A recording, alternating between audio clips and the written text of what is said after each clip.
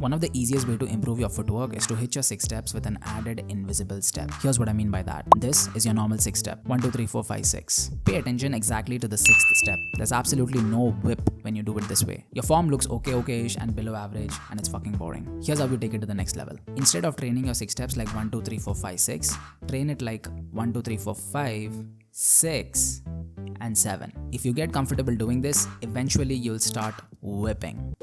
Now watch me whip. And that little whip truly makes your footwork look damn good. Look at the difference. You see that? That little tweak makes all the difference. I sort of ended up understanding this little detail about footwork way back in 2014 when I used to crush on B-Girl 80s footwork. And this specific footage is what hit me like a truck. Look at that whip. Damn, that shit is so fresh. One more time. Holy shit, man, those CCs are incredible.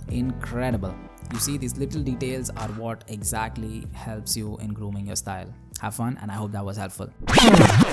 Also, by the way, I'm pretty sure that you are aware of what the fuck is actually happening in Ukraine. If you don't know what's happening there yet, you deserve to get punched in the face. The sad thing about all this geopolitical war is that innocent people who don't have anything to do with it get caught up in it and they get crushed.